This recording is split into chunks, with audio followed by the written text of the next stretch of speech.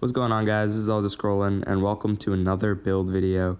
Today is my hybrid Dragonknight 1-bar damage dealer, and this build is a ton of fun. I know you guys will enjoy this one, and I definitely have enjoyed it myself. So without further ado, I'm going to get in the build. I have 34 points in magic and 30 in stamina.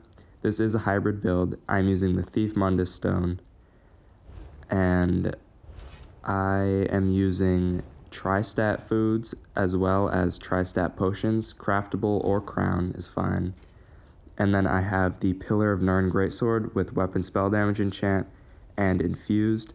What this set does is it creates a rock fissure underneath enemies, and it explodes and deals a bunch of damage and then bleed damage over time. And then I have a one piece of Zan. I'm not actually using this monster set, it's just the one piece for the extra critical chance, and you want divines and max stamina. And then I'm using the Relequin set with divines and max stamina. So what this set does is every time you do a light attack, it adds a harmful winds to the enemy, which deals damage over time, and it stacks up to 10 times.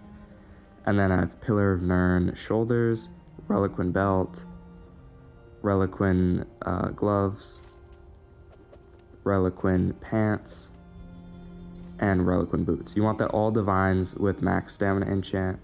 And then I have the Pillar of Nirn on the jewelry, on the necklace with Bloodthirsty and the weapon spell damage enchant. And then, of course, I'm using the Oakensoul ring, which, if you don't know what this is, it just makes it so your build can only use one bar, but you get a bunch of these passive buffs. And again, you want that Bloodthirsty with weapon spell damage enchant. So in the skills for the ultimate, I am using the Standard of Might, which is a big AoE damage over time that buffs you and your group substantially. And then I have Eruption, which is another damage over time. Flames of Oblivion is passive damage. Then I'm using Carve for bleed damage over time and big AoE damage in dungeons. I have Molten Whip, which uses magic and stamina, and it's a huge flame damage hit. And then I'm using Deep Breath, which is a delayed damage attack.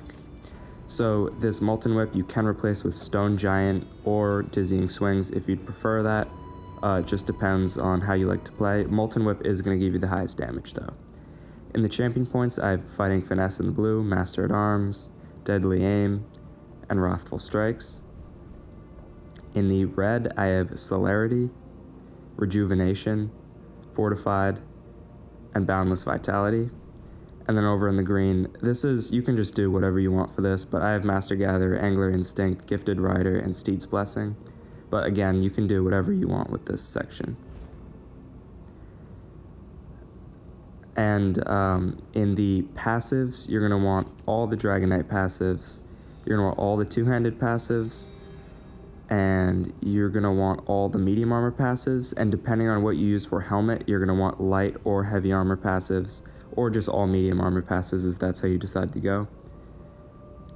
And you're going to want the Undaunted passives. So I am an Argonian on this build. If you know my channel, you know I always have an Argonian on my Dragonknight because this is just the build I play. But you definitely don't want to be an Argonian if you want to optimize damage. I would recommend Dark Elf or Khajiit for this build. But if you are an Argonian, that will make you tankier, and you'll obviously look cooler because you have a tail. And then I'm using Gourmand for extra food duration. So now I'm going to show you guys the rotation, as well as a little bit of a demonstration of the damage.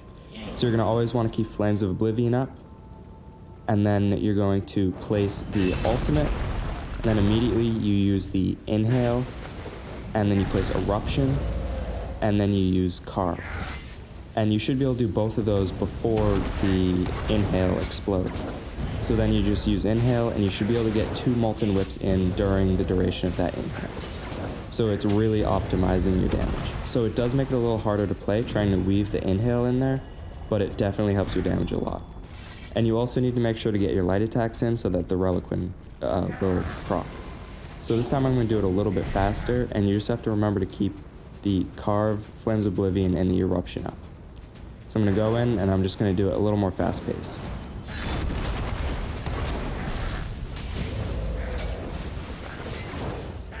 As you can see, I'm weaving the Inhale into my rotation to optimize damage, and this also heals you in situations so you are a little bit tankier.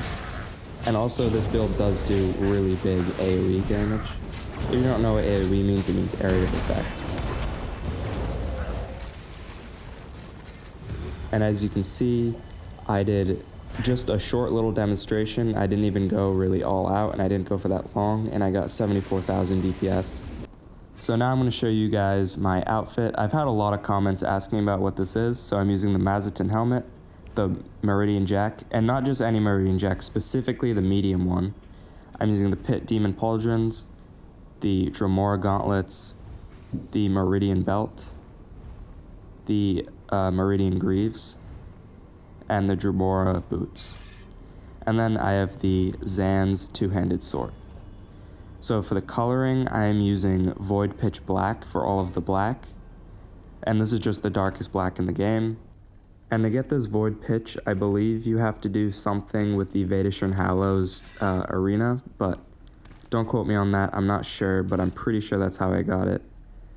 And I'm using the Bloodroot Wine for the red.